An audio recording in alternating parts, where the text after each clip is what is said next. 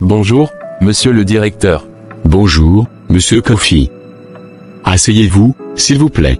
Je vous ai fait venir pour discuter de la scolarité de votre fils. Benoît est un élève exceptionnel. Il est non seulement le plus jeune de sa classe, mais aussi l'un des plus brillants. Son avenir est prometteur, mais voilà, cela fait déjà 3 mois que ses frais de scolarité ne sont pas réglés. Je sais, monsieur le directeur, et je vous remercie pour l'attention que vous portez à mon fils.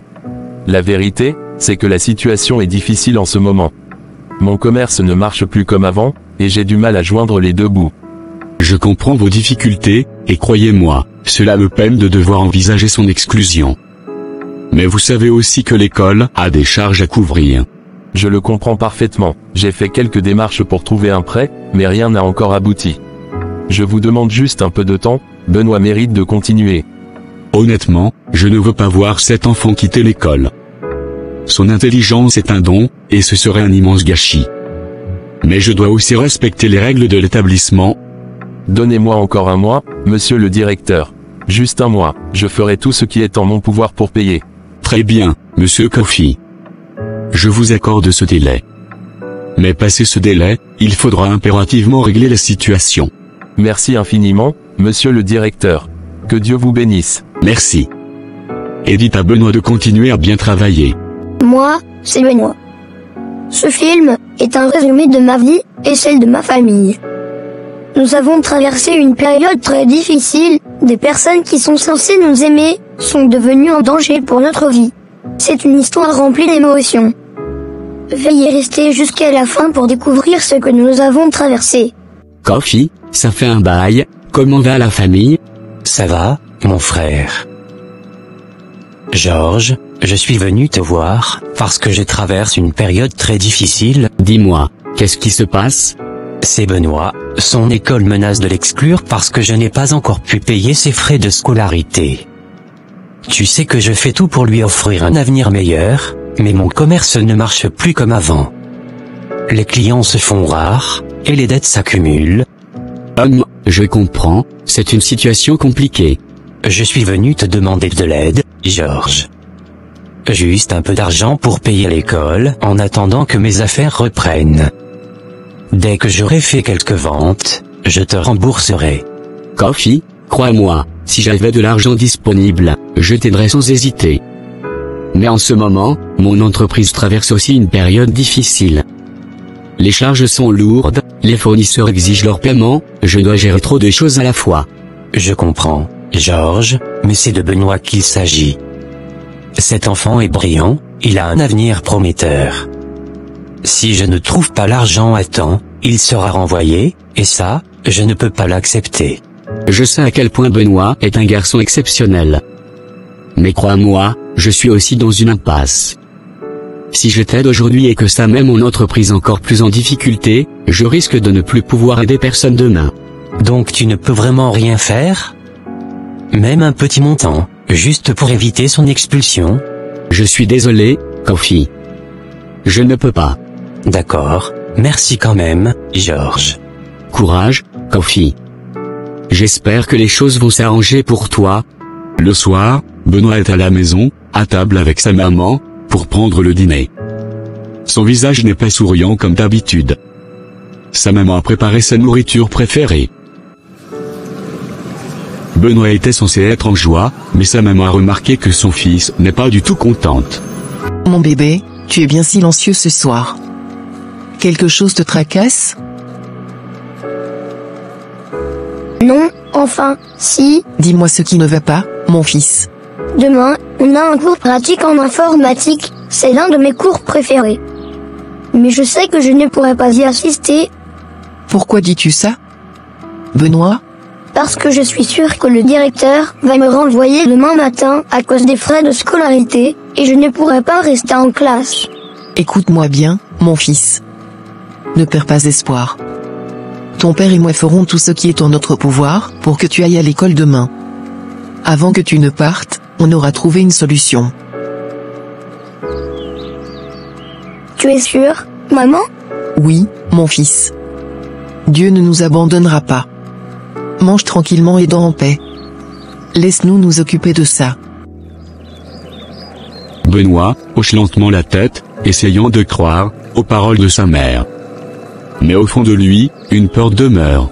Il finit par reprendre doucement son repas, tandis que sa mère, malgré son sourire rassurant, cache son inquiétude. Chérie, tu es toujours éveillée? N'arrives-tu pas à dormir? Comment veux-tu que je dorme, Adjoa? J'ai cherché des solutions toute la journée, j'ai frappé à toutes les portes, rien. Personne ne peut nous aider.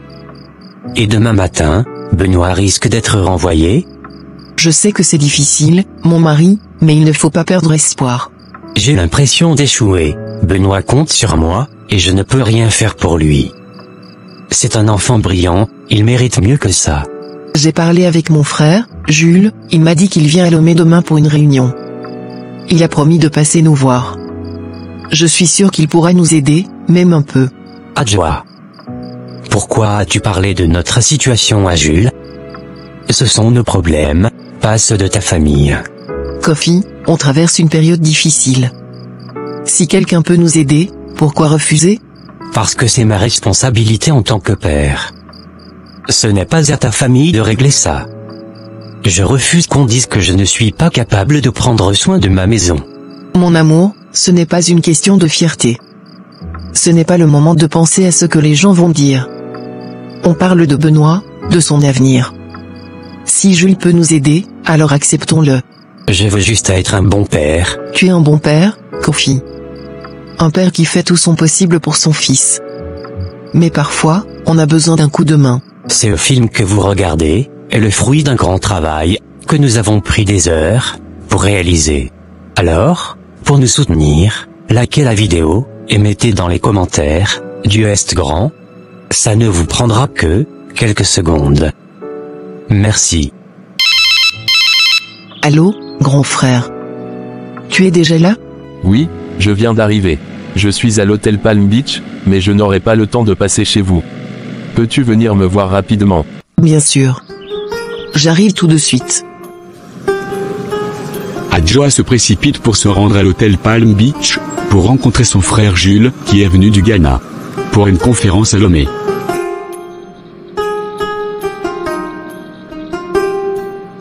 Ma sœur, comment vas-tu? On fait aller, mais je suis tellement contente de te voir. Dieu merci, j'avais voulu passer vous voir à la maison, mais mon programme a changé, et je dois retourner au Ghana le plus tôt possible. Ce n'est pas grave, mon frère. Je suis quand même contente de te voir. Voilà, prends cette enveloppe, c'est juste 100 000 francs. J'espère que ça vous aidera à régler la scolarité de Benoît. Quoi? 100 000 francs? C'est incroyable. C'est au-dessus de mes attentes. Cet argent va tellement nous aider en ce moment. V. C'est rien, ma sœur. Je ne te remercierai jamais assez. Ce n'est pas encore fini, allons au parking, j'ai apporté une petite valise à Benoît. Ce sont des habits que j'ai achetés pour lui. Vraiment?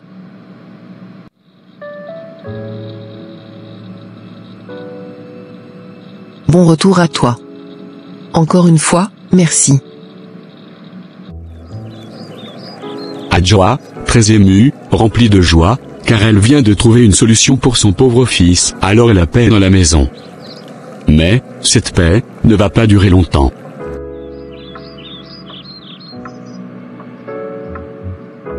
Bienvenue, chérie. Merci, chérie. Il n'est pas encore rentré de l'école. Comment ça, pas encore rentré? Mais, comment a-t-il fait pour aller à l'école ce matin? Le directeur m'avait dit qu'il devait le renvoyer aujourd'hui. Chérie, assis-toi. Je vais tout expliquer. Ce matin, après ton départ, Jules m'a appelé. Il était bien arrivé à Lomé, mais il était très pressé et ne pouvait pas passer à la maison. Vraiment? Oui. Alors, je suis allé le voir à l'hôtel Palm Beach. Il m'a remis une enveloppe avec 100 000 francs pour nous aider à payer la scolarité de Benoît. 100 000 francs? Oui. Et ce n'est pas tout. Il a aussi acheté une petite valise remplie d'habits pour Benoît. Je ne sais même pas quoi dire. Je sais que tu étais réticent à l'idée d'accepter de l'aide, mais regarde, Dieu a pourvu. J'ai pris l'argent et je suis allé directement à l'école pour payer les frais de Benoît. Le directeur était soulagé et heureux de savoir que Benoît pouvait continuer ses études. Je te remercie d'avoir fait ce qu'il fallait. Benoît mérite de rester à l'école. Je crois que j'ai laissé mon orgueil prendre le dessus sur notre situation. Mon amour, on est une famille. Quand l'un tombe, l'autre le relève. Ce n'est pas une question d'orgueil, mais d'amour. Alors, Benoît ne sait même pas encore pour ses nouveaux habits? Non, il n'a rien vu encore. J'ai hâte de voir sa réaction. À cet instant, tous semblent bien aller dans cette famille. La joie est revenue à la maison, mais cette joie va être interrompue par un scandale, qui va littéralement bouleverser la vie de cette famille. Burke, c'est quoi cette odeur? C'est bizarre, depuis que nous sommes dans cette classe, il n'y avait pas cette odeur ici. Attendez, Benoît vient juste d'entrer, non? Peut-être que ça vient de lui. Quoi? Moi? Mais non. Je viens d'arriver comme vous. On ne sait jamais, peut-être que tes habits sentent mauvais ou bien tu n'as pas pris ta douche. Ce n'est pas moi. J'ai pris mon bain ce matin et mes habits sont tout neufs. Neuf? Tu es sûr? Peut-être qu'ils ont été stockés quelque part où ça sent mauvais. Tu racontes n'importe quoi. Qu'est-ce qui se passe ici? Pourquoi tout ce bruit? Madame, il y a une odeur bizarre dans la salle. C'est vrai. Mais d'où ça vient? L'odeur a commencé quand Benoît est arrivé. Arrêtez de dire ça. Ce n'est pas moi. Cette odeur est insupportable. Benoît, vérifions voir si c'est vrai, ce que tes camarades disent. Mets-toi dehors un instant, on va voir si l'odeur va encore rester.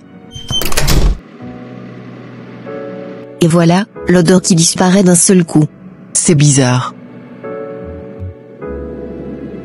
Oui, tout ça semble vraiment bizarre. Un pauvre enfant qui subit une telle injustice. Et cette histoire n'est pas encore terminée. Vous n'imaginez pas une seule seconde, ce que Benoît a devant lui. Bonjour monsieur le directeur, j'ai accouru dès que j'ai reçu votre message. Est-ce que tout va bien? Mon fils va bien? Bonjour monsieur Coffey. Merci d'être venu si vite. Benoît n'est pas en danger, mais il y a un souci que nous devons régler d'urgence. Un souci. Il a fait une bêtise? Il s'est battu? Qu'est-ce qu'il a fait? Ce n'est pas un problème de comportement. C'est plus délicat. Ce matin, une forte odeur s'est dégagée dans la salle de classe dès l'arrivée de Benoît. Une odeur si persistante que toute la classe s'est agitée. Je ne comprends pas, vous êtes en train de me dire que mon fils sent mauvais? Monsieur Coffey, je vous parle avec tout le respect que je vous dois, l'odeur était vraiment insupportable. Les élèves se sont plaints, ça a failli dégénérer. Même moi, quand je l'ai fait venir dans mon bureau pour discuter calmement, je n'ai pas tenu plus de 2 minutes. Non, ce n'est pas possible, il se lave chaque jour, sa mère est très stricte là-dessus. Vous êtes sûr que c'est lui? Vous avez vérifié? Oui. J'ai fait sortir Benoît quelques instants, et l'odeur a disparu immédiatement. Lorsqu'il est revenu, elle est revenue avec lui. Il n'a pas su m'expliquer d'où ça venait. Il semblait lui-même mal à l'aise. Seigneur, quelle honte, mais pourquoi ne m'en a-t-il pas parlé? Je pense qu'il ne le savait pas. Ou bien il avait peur d'en parler. Il a toujours été discret, et brillant. C'est pour cela que je vous ai appelé en personne. Je ne veux pas que cet incident ruine sa scolarité. Mais pour l'instant, je préfère qu'il rentre à la maison, que vous trouviez ce qui ne va pas, et que vous régliez cela. Je comprends, monsieur le directeur. Ça me fait mal au cœur. Benoît ne mérite pas ça. Il aime l'école, il ne parle que de ça à la maison. Je vais m'en occuper. Merci pour votre patience et votre honnêteté. J'ai confiance en vous, monsieur Coffey. Et j'ai foi en Benoît. Revenez dès que la situation est sous contrôle. Nous l'attendons. Papa, qu'est-ce que j'ai fait? Pourquoi tout le monde me regarde comme si j'étais un monstre? Même le professeur? Tu n'as rien fait de mal, mon fils. Ce sont des choses qui arrivent, c'est juste un petit souci. Rien de grave. Mais tout le monde s'est éloigné de moi. Papa, même Jonas, mon ami, il m'a dit de rester loin de lui. Et quand le professeur m'a mis dehors, j'ai senti leur regard. Plein de moquerie et de peur. Écoute-moi bien, Benoît. Je sais que tu souffres. Et je suis désolé que tu vives ça. Mais crois-moi, ce n'est pas de ta faute. Ce n'est peut-être qu'une réaction de ton corps, quelque chose qui s'explique, et qu'on peut résoudre. Tu crois qu'un jour ils vont m'accepter encore? Je veux plus retourner là-bas. Benoît, tu es fort. Tu es intelligent. Ce n'est pas une odeur qui va gâcher tout ce que tu as construit. On va aller à la maison, ta maman et moi on va voir ce qui se passe. Et crois-moi, tu retourneras à l'école, la tête haute. Bonsoir, je veux un pain. Pardon, hein, mais il y a une odeur bizarre ici. C'était pas comme ça tout à l'heure. Vous sentez? Moi je sens quelque chose, oui, c'est fort, mais je sais pas d'où ça vient. Monsieur, ce n'est pas pour vous offenser, hein, mais depuis que vous et l'enfant êtes entrés, ça a changé ici, il n'y avait pas cette odeur avant. C'est bon madame, laissez tomber le pain. On va partir. Je dis juste ce que je sens où. C'est ma boutique ici. Et ça gêne les autres? Tu vois papa, même les gens dehors maintenant, c'est quoi cette histoire?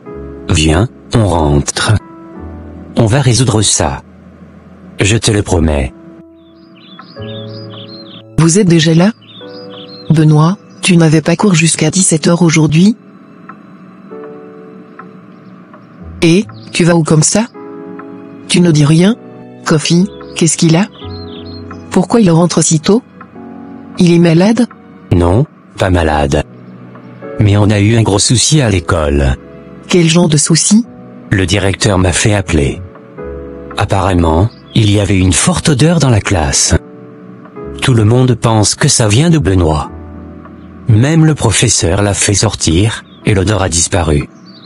Le directeur m'a demandé de le ramener à la maison, pour trouver une solution. Attends, tu veux dire que les gens pensent que c'est Benoît qui sentait mauvais comme ça? Pas qu'il pense, même moi, sur le chemin, j'ai senti. Mais je n'ai rien dit. Il pleurait, à joie. Il est en train de vivre un cauchemar. Mon Dieu, mais c'est quoi ça encore? Il allait bien hier, tu crois que c'est une maladie? Un mauvais sort? Une infection? Je ne sais pas. Mais il faut réagir vite. Ce n'est pas normal. Ce soir, on parle avec lui calmement. Demain, on l'emmène à l'hôpital. D'accord. Mais ce soir, je veux qu'il sache qu'il n'est pas seul. Qu'on est avec lui. C'est quoi ça? Je n'ai jamais senti de telle odeur venant d'un être humain.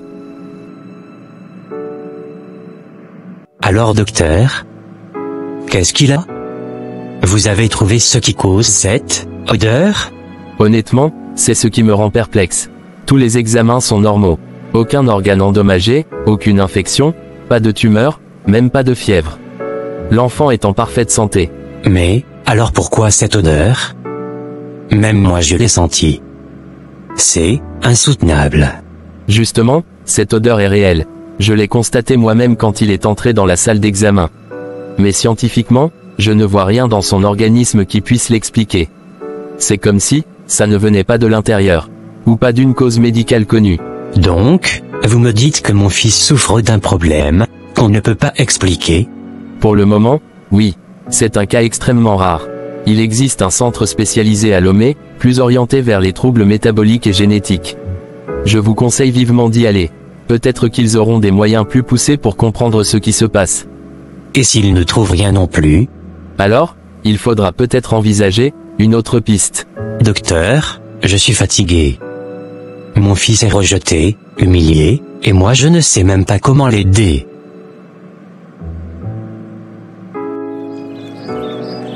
Bonjour maman. Whitney? Comment vas-tu? Je vais bien, maman Benoît. Je suis venue voir Benoît. Benoît, tu veux vraiment le voir? Oui, maman, ça fait des jours qu'il ne vient plus à l'école. Je suis venue voir comment il va. D'accord, il est dans sa chambre. Tu peux rentrer. Merci, maman Benoît. Whitney? Qu'est-ce que tu fais ici? Je suis venue voir comment tu vas, je m'inquiétais. Tu ne viens plus en classe. Tu ne réponds pas au message. T'as disparu. Je suis désolée, mais c'est mieux comme ça. Je n'ai plus ma place là-bas. Je ne veux rien à présent. Tu crois vraiment ça? Tu sais ce que les gens disent, ce qu'ils pensent. Je suis devenue une blague pour tout le monde. Même les profs n'osent plus me regarder. Et moi, je ne sais même pas ce que j'ai. Je sais que ce n'est pas facile, mais ce n'est pas une raison pour t'enfermer ici comme si tu n'existais plus. T'es vivant, Benoît. T'es là, et t'as le droit d'être entouré. T'as le droit d'être aimé. Les médecins ont dit qu'il n'y a rien. Rien d'anormal dans mon corps. Et pourtant, cette odeur me suit. Elle détruit tout autour de moi. Tu comprends ça, Whitney? Même moi, je commence à croire que je suis maudit. Écoute-moi bien. Tu n'es pas une malédiction. Tu es un garçon intelligent, sensible, que j'apprécie profondément. Ce que tu vis est étrange, oui. Injuste aussi. Mais ce n'est pas la fin. Il faut qu'on continue à chercher, à comprendre. Pourquoi tu fais ça? Tu risques que tout le monde t'associe à moi. Tu pourrais te faire rejeter toi aussi. Parce que l'amitié, la vraie, c'est pas quand tout va bien. C'est quand tout s'effondre, et que malgré ça, on reste. Et puis, t'es important pour moi, Benoît. Ça, tu ne peux pas l'effacer à cause d'une odeur. Merci Whitney, merci de ne pas avoir peur de moi. Je n'ai peur que d'une chose, que tu continues à croire que tu ne vaux plus rien. Parce que c'est faux. Maman Benoît n'arrête de réfléchir à quoi faire, pour sauver son petit garçon, qui souffre de cette situation. Elle appelle son frère, Jules, qui est au Ghana, pour voir si lui, peut les aider. Jules, c'était qui au téléphone à cette heure-ci? C'était Adjoa, ma sœur. Benoît, son fils, ne va pas bien du tout. Il ne trouve aucune solution là-bas. Elle m'a appelé pour savoir s'il y a un bon hôpital ici au Ghana où ils peuvent faire d'autres analyses. Encore ta famille? Tu ne vois pas que tu es le seul à porter tous leurs problèmes? Et maintenant tu veux même faire venir ce garçon ici? Et Foua, c'est mon neveu. Ce petit souffre, et personne ne comprend ce qu'il a. Les hôpitaux ne trouvent rien. Tu voudrais que je reste les bras croisés pendant qu'il cherche de l'aide. Est-ce qu'Adjoa est ton seul souci dans ce monde? À chaque fois, c'est elle, sa famille, leurs problèmes. Et toi tu cours. Jules, regarde un peu autour de toi. On a des enfants, une maison à gérer, et toi, tu veux encore importer des problèmes ici? Ce n'est pas importer des problèmes, et Foua. C'est tendre la main à quelqu'un qu'on aime. Si c'était ton neveu qui souffrait comme ça, tu resterais indifférent. Ne me compare pas à ta sœur. Je suis fatigué, Jules. Tu oublies vite que tu as même donné les habits de nos enfants à Benoît la dernière fois que tu es allé à Lomé. Des habits tout neufs, Jules. Nos enfants ne les ont même pas portés. Ce sont juste des habits. Et nos enfants en ont d'autres. Benoît n'en avait presque pas. C'était un petit geste, pas un sacrifice. Non, Jules. Ce n'est pas qu'un petit geste. C'est devenu une habitude. Tu es là pour tout le monde, sauf pour ta propre famille. Et maintenant tu veux faire venir un enfant malade sous notre toit? Tu penses à notre sécurité? Tu penses à nos enfants? Ce garçon n'a rien fait de mal. Il souffre. Et s'il meurt, si je pouvais faire quelque chose et je ne l'ai pas fait, je ne me le pardonnerai jamais. C'est tout ce que je demande, une chance de l'aider. Tu ne vois même pas ce que ça me fait. Tu ne me demandes jamais mon avis. Tu décides toujours seul. Moi aussi, j'existe dans cette maison. Moi aussi, j'ai des sentiments, Jules. Ma chérie. Tu ne dors pas encore? Non maman, j'essaie, mais je n'y arrive pas. Tu as l'air préoccupée depuis quelques jours. Dis-moi, qu'est-ce qui se passe? C'est Benoît, mon ami. Depuis qu'il a arrêté de venir à l'école, je n'arrête pas d'y penser. Maman, il va mal, et même les médecins ne savent pas ce qu'il a. J'ai été chez lui, il a tellement changé.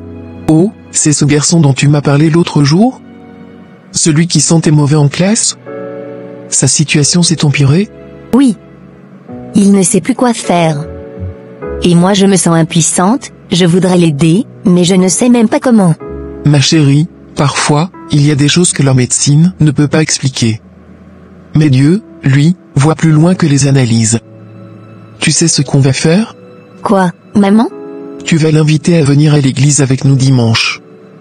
Il n'a rien à perdre. Dis-lui que Dieu peut faire ce que personne ne peut.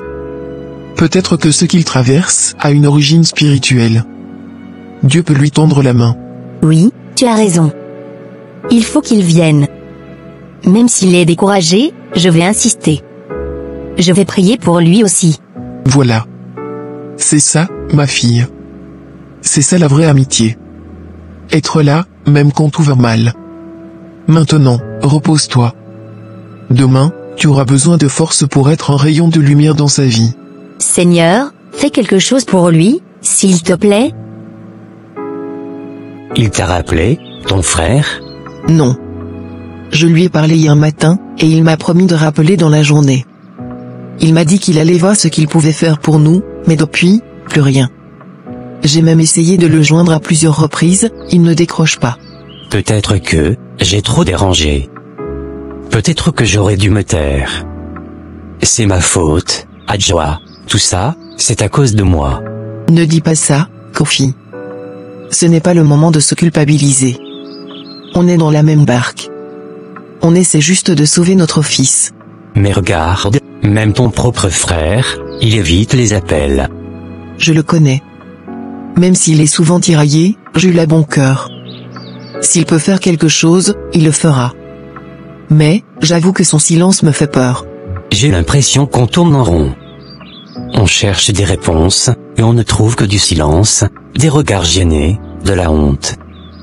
Pendant ce temps, notre enfant est enfermé dans sa chambre, en train de se briser. Kofi, ne perds pas espoir. On trouvera une porte. Même si Jules ne rappelle pas, même si tout semble bloqué, Dieu n'a pas dit son dernier mot. J'espère que tu dis vrai, Adjoa. J'espère qu'on n'est pas en train de perdre notre enfant sous nos yeux.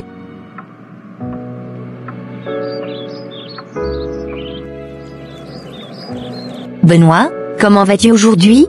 Comment veux-tu que j'aille? Je suis devenue une fardeau pour les autres et moi-même.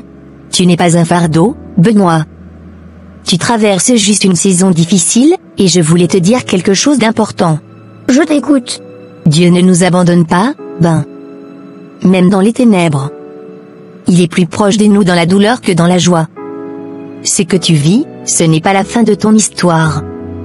Ce n'est peut-être que le début d'un témoignage puissant. Dieu?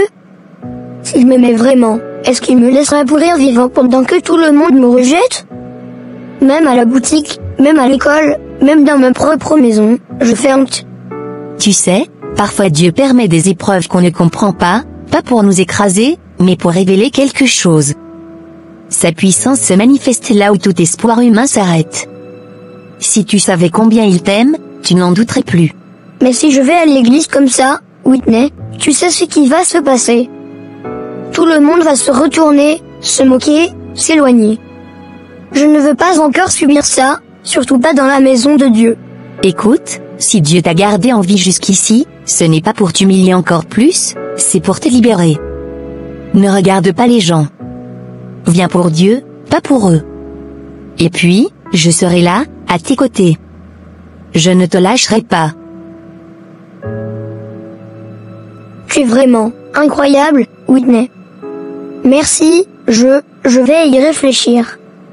C'est dur. Mais, je te promets que je vais y réfléchir. C'est tout ce que je demande. Et sache une chose, Dieu ne t'a pas oublié. Il va te relever, Benoît. Et ce jour-là, tu comprendras pourquoi tu es passé par tout ça. Maman, Whitney est passée me voir aujourd'hui. Ah bon? Et, qu'est-ce qu'elle t'a dit? Elle me parlait de Dieu. Elle m'a dit que même si les médecins ne trouvent pas la cause, Dieu lui, peut me guérir. Elle me proposait de venir à l'église avec elle, pour prier. Et, tu en penses quoi? J'aimerais bien y aller, maman. Vraiment. Whitney me parlait avec une foi que je n'ai jamais vue. Elle m'a touchée, mais j'ai peur. Peur d'entrer dans une église et que des gens me regardent comme un monstre. Comme un pestiféré. Je ne veux pas encore être humilié. Mon fils, tu sais, moi aussi je suis fatigué. Fatigué de chercher une solution sans la trouver. On a tout essayé, les médecins, les hôpitaux, mais peut-être qu'on a oublié l'essentiel. Peut-être qu'on a oublié Dieu. Tu crois vraiment que Dieu peut encore faire quelque chose pour moi, même après tout ce temps? Je crois que Dieu n'abandonne jamais ses enfants. Et si Whitney t'a parlé avec autant d'amour et de foi, c'est que Dieu lui-même te cherche. Et tu sais quoi? Je vais venir avec toi. Je ne te laisserai pas y aller seul. On ira tous les deux. Tu viendras avec moi? Oui, mon fils. On ira ensemble. On priera ensemble. Et on croira ensemble que Dieu fera quelque chose. Tu comptes encore appeler ta sœur, hein? S'il te plaît, ne recommence pas ce débat. Je suis juste inquiet pour Benoît. C'est un enfant, il ne mérite pas ça. Inquiet? Et nous alors, Jules? Tu n'es jamais inquiet pour nous? Tu as pensé une seule fois à ce que tu fais subir à tes enfants en agissant comme ça? Toujours en train de penser à ta famille là-bas, comme s'ils étaient ta priorité. C'est mon neveu, il souffre d'une maladie qu'aucun médecin ne comprend. Ma sœur est désespérée, je ne peux pas lui tourner le dos. Eh bien moi, je ne peux plus supporter ça. Tu veux savoir? Si tu rappelles encore ta sœur, si tu insistes pour les faire venir ici, je prends mes enfants et je retourne chez mes parents. Je suis sérieuse, Jules. Quoi, tu me menaces maintenant? Non, je te préviens. Tu penses qu'on n'a pas aussi nos propres problèmes ici? Les habits que tu leur donnes, les sacrifices que tu fais pour eux, et nous, on compte pour du beurre? Tu veux même envoyer Benoît ici maintenant? Pour que je fasse quoi? Le soigner moi-même? Ce n'est pas un luxe que je leur offre. C'est un cri de détresse. Et je n'ai pas le cœur à l'ignorer. Et moi, je n'ai plus la force de vivre dans un foyer où mes enfants passent après ceux des autres. Choisis, Jules. Ou c'est eux, ou c'est nous. Mes frères, mes sœurs, la prière n'est pas une formule magique. Ce n'est pas un moyen de forcer Dieu à agir selon notre volonté.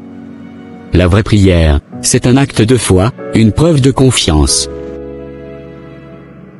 Jésus lui-même priait, parfois toute la nuit, sans relâche, pas pour changer le plan de Dieu, mais pour s'y soumettre. Alors je vous pose la question aujourd'hui, dans quelle attitude venez-vous devant Dieu? Avec un cœur humble? Avec patience? Avec foi? Parfois, Dieu ne répond pas tout de suite. Parfois, il se tait, mais ce silence n'est pas un abandon. C'est une épreuve. Une école. Un moment de préparation.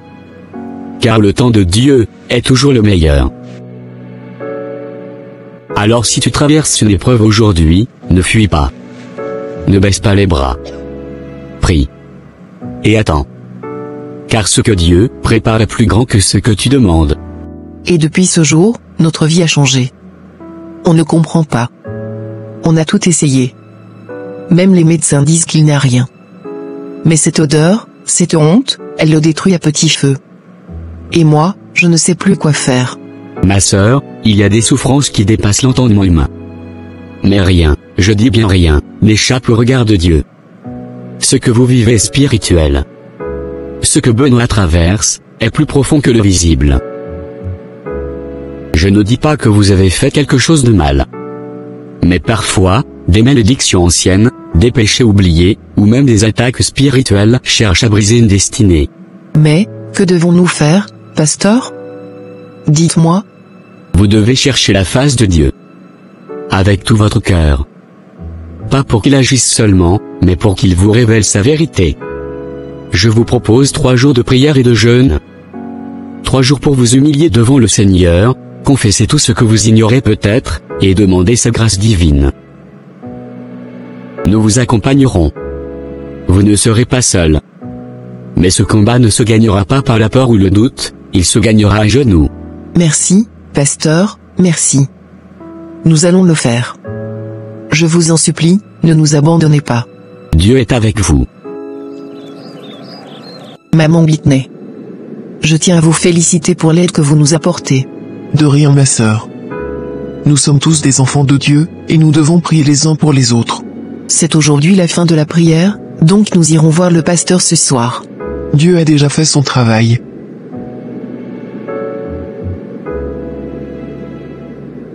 Pasteur, je ne sais comment vous remercier. Vous avez été un appui, une lumière dans notre nuit. L'odeur, elle a presque disparu. Mon fils respire à nouveau. Je me sens mieux, pas totalement, mais c'est comme si quelque chose était tombé de mes épaules. Merci, pasteur. Je rends gloire à Dieu, car c'est lui qui agit, mais je dois vous dire ce que le Seigneur m'a révélé cette nuit. Alors que je priais pour Benoît, j'ai eu une vision. Une main tendait des vêtements à ton fils, Benoît. Et dès qu'il les a portés, une obscurité est sortie de ses habits et a commencé à entourer son corps. Ces vêtements ne sont pas ordinaires, ma sœur. Des vêtements? Mon Dieu, quels vêtements, pasteur? Ce sont des habits ensorcelés. Quelqu'un, par jalousie ou par méchanceté, a utilisé ce canal pour atteindre ton fils. Dieu m'a montré que tant que ces habits seront en votre possession, cette oppression ne cessera pas totalement. Il faut les retrouver et les brûler. Il y a quelques semaines, mon frère Jules, en venant de Lomé, a laissé un sac d'habits pour Benoît. Il a dit que c'était des choses neuves qu'il a achetées pendant une conférence. Je ne dis pas que ton frère est en cause, mais quelque chose s'est infiltré dans ses vêtements. Il faut prier, et discerner. Ouvrez l'œil. Trouvez les habits reçus récemment. Faites un tri. Ceux qui vous semblent inhabituels, ou qui ont coïncidé avec l'apparition du problème, apportez-les ou brûlez-les. Ne les laissez pas dans votre maison. Maman, tu te souviens du pantalon rouge que je n'avais jamais voulu porter? Quand je l'ai mis pour la première fois, c'est ce jour-là que tout a commencé. Adjoa ferme les yeux un instant, comme si tout prenait enfin sens. Mon Dieu, Seigneur, ouvre nos yeux. Merci, pasteur, merci pour tout. Nous allons rentrer et prier, et faire ce que vous nous avez dit. Soyez forts. Le Seigneur a déjà commencé l'œuvre. C'est la fin de l'emprise. Continuez dans la prière. Restez ferme. Et surtout, gardez votre foi. Je n'arrive pas à croire. Chérie, le pasteur a prié pour nous, et il a eu une révélation. Il a vu que des vêtements offerts à Benoît étaient envoûtés.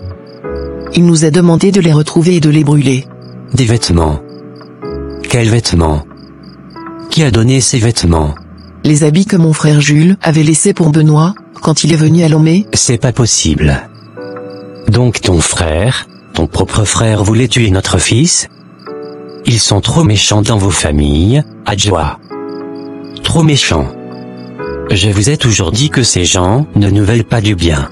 Non, non, ne dis pas ça. Je n'arrive pas à croire que Jules ferait une chose pareille. Il nous a aidés, il nous aime. T'aider? Tu appelles ça aider? Il donne des habits à notre fils pour le détruire, et tu parles encore de l'amour? Tu es en train de le défendre là? Tu le défends, Adjoa? Ce même homme que tu dis être ton frère? Je ne le défends pas. Je dis juste que je suis perdu. Je n'accuse pas sans comprendre. Peut-être qu'il y a autre chose derrière tout ça. Tu refuses de voir la vérité. Tu refuses de protéger ton propre enfant parce que c'est ton frère. Eh bien moi, je vais prendre mes responsabilités.